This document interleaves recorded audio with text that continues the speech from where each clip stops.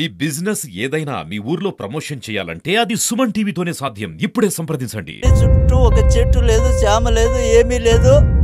నాకు బతకాలని లేదు సార్, నాకు ఈడు ఉండాలని లేదు. ఎవరైనా దయచేసి నన్ను అటు గడ్డకైన వాళ్ళ కావడం లేదు. ఎండకి సుస్థి అయిపోతుంది, ఇక్కడ పట్టించుకునే వాళ్ళు లేరు. ఇప్పుడు ఆయన వచ్చి 3 రోజులు అవుతుంది సార్. కనీసం నువ్వు తిన్నావా సచ్చినావా అని ఫోన్ కూడా చేయడం లేదు. నా పరిస్థితి ఇట్లుండదు.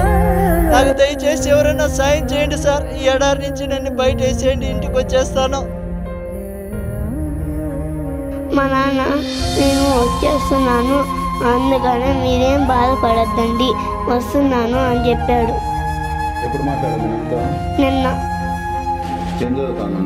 నేను చదవట్లేదు సార్. మా నాన్న అప్పులు చేసేసి ఇల్లు కట్టాడని చెప్పినని నేను కూడా నిలిపేసి కూలిపోతున్నాను సార్. తాను పడుతున్న బాధను సోషల్ మీడియా ద్వారా ప్రపంచానికి తెలియజేయాలని, అలాగే తన కుటుంబ సభ్యులకు తెలియజేయాలని అనుకున్నాడు. ప్రస్తుతం మనం కువైట్లో ఇబ్బంది పడుతున్నానని చెప్పేసి ఒక వీడియో పోస్ట్ చేసిన శివ వాళ్ళ ఇంటి దగ్గర ఉన్నాము. అసలు ఏమి జరిగింది, శివ కువైట్కి వెళ్ళడానికి గల కారణాలు వారి భార్యను అడిగి తెలుసుకుందాం. నమస్తే అమ్మా. నేను శివ భార్యనండి. మీ పేరుమ్మా? నా పేరు శంకరమ్మ. ఎప్పుడు వెళ్ళాడు శివ కువైట్కి? నిన్న నెల 9వ తారీఖు వెళ్ళాడు సార్. ఎవరి ద్వారా వెళ్ళాడు? ఏజెంట్ ద్వారా వెళ్ళాడు. అంటే ఏజెంట్ మీకు ఏం పని ఇస్తానని చెప్పేసి తీసుకెళ్ళాడు? అతను ఎక్కడ ఏం పని చేస్తున్నాడు? అక్కడ అతను గొర్రెలు మేపేది, గడ్డి వేసుకునేది, గొర్రెలు మేపుకునేది, రూమ్లో ఉండేది అని చెప్పాడు సార్. ఇంక అక్కడ వెళ్ళినాక అక్కడ ఎడారిలో వేసేసారు. మేము ఏమంటే ఇంకా అతను వచ్చేయల్లా ఇక్కడ ఎడారిలో వేశారు, ఎండ ఎక్కువ ఉంది, ఇక్కడ నేను ఉండలేకపోతాను, నేను ఒక్కడే మనిషి అని బాధపడ్డాడు. మేము వెళ్ళేటప్పటికే డబ్బులు 50,000 దాకా ఖర్చు పెట్టి పంపించాము. మళ్ళీ అక్కడ ఉండే కపిల్గానికి అడిగారంట, అడిగితే 71,000 అవుతుంది అన్నాడు. అది అమౌంట్ మళ్ళీ కట్టాలంటే ఇక్కడ ఎవరు అప్పు ఇవ్వలేదు అని చెప్పాను అతనికి. చెప్తే ఎక్కడన్నా కానీ ఎవరినన్నా అడుగు చెయ్యి నని ఇది పెట్టాడు. అడుగుతాను నని నెల రోజుల వరకు అయ్యింది. ఇలాగా బాధపడి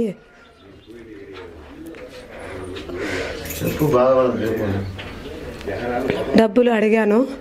అడిగితే ఎవరు ఇక్కడ అప్పు ఇవ్వలేదు. మేము ఇల్లు కట్టుకోవడానికి 5 లక్షలు 6 లక్షల దాకా అప్పు చేసేసాను.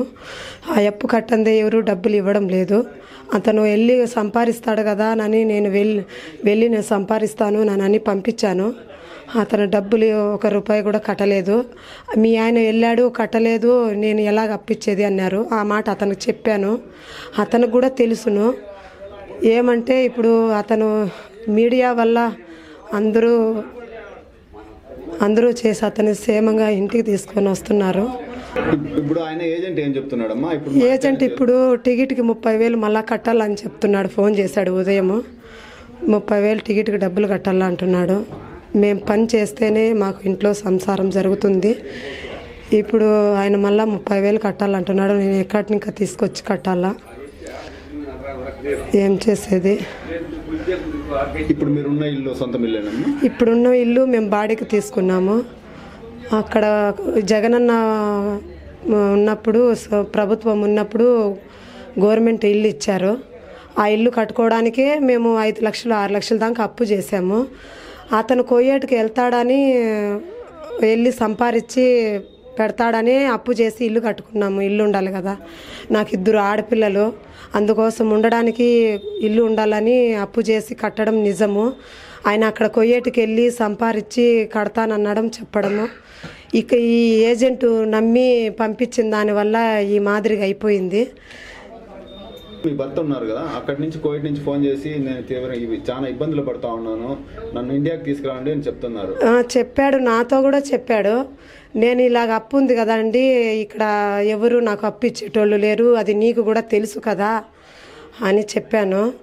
మా వాళ్ళని అందరినీ అడిగాను. వాళ్ళ కొద్దిగా పరిస్థితి కూడా చాలా కష్టము. వాళ్ళు బయటకు వెళ్ళి కష్టపడితేనే వాళ్ళకు అవుతుంది.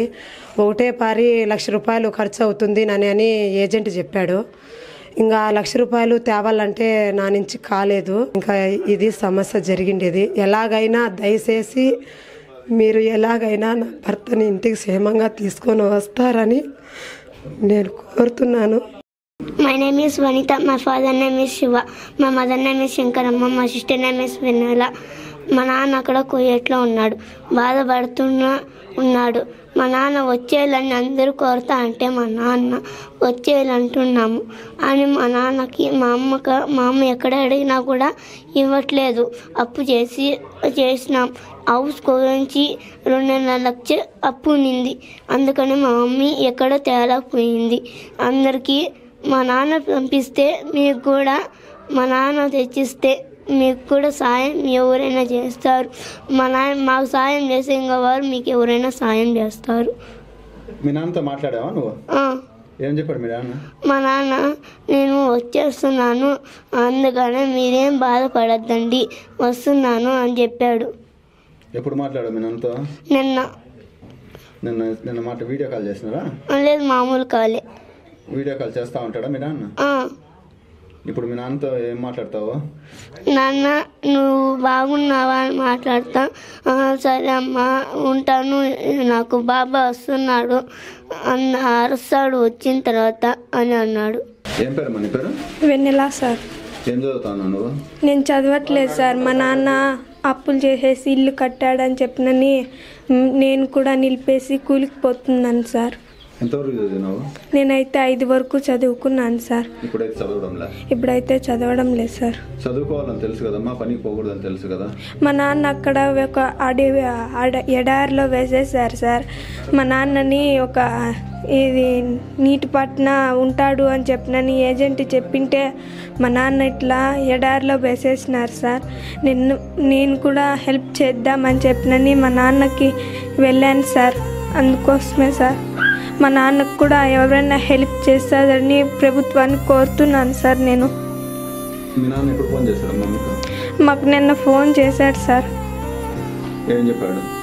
ఏమమ్మా బాగుండారా, తిన్నారా అని చెప్పినాను. నా బాధ ఇట్లుండదమ్మా, ఎడారిలో వేసేసారు, డిగ్రీలు ఎండ చాలా ఎక్కువగా ఉంది, నేను ఉండలేకపోతున్నానమ్మా, నన్ను కూడా పిలుచుకునేయండమ్మా అంటే డబ్బులు లేవు నాన్న మా దగ్గర, పోవడానికే 1 లక్ష రూపాయలు అయింది, రావడానికి 1 లక్ష రూపాయలు అవుతున్నది, అప్పులన్నీ చేసుకునేసినాము మేము అని చెప్పినని అంటే నేను ఉండలేనమ్మా, ఇంక 2 రోజులు పోతే చనిపోతాను అని చెప్పినని అన్నాడు సార్ మా నాన్న. చెప్పాం సార్, అయినా కూడా మా నాన్న నేను ఉండలేనమ్మా అని చెప్పినని ఏడ్చాడు సార్. మేము కూడా ఏడ్చాం సార్. అందుకోసం ప్రభుత్వాన్ని మా నాయనని తొందరగా మా ఇండియాకి పంపించేయమని నేను కోరుతున్నాను సార్. ఆల్రెడీ మీ నాన్నగారి వీడియో మంత్రి లోకేష్ గారు చూశారు, ఆయన తీసుకొస్తామని హామీ ఇచ్చారు. కాబట్టి మీరు ధైర్యంగా ఉండగలిగితే మా చేతన ఆయన సహాయం చేయగలుగుతామని చెప్పి ప్రభుత్వం కూడా చేస్తా ఉంది. ఆల్రెడీ మీ సర్పంచ్ గారు అందరూ వచ్చేసి మీకేదో సాయం చేస్తాము, ఆయన పిలుచుకొస్తాము, మా పంచాయతీలో ఏదో చేస్తాము అని చెప్తున్నారు. మేము కూడా హెల్ప్ చేద్దాం అనుకున్నాం సార్, కానీ ఎవ్వరు ఇక్కడ డబ్బులు ఇచ్చేవాళ్ళు లేరు సార్. ఇల్లు కోసం మేమంతా అప్పు చేసాం సార్. అందుకోసమే మా నాన్నని కువైట్కి పంపించాం సార్. అక్కడ ఎడారి ఉంటుందని మాకు తెలియదు సార్.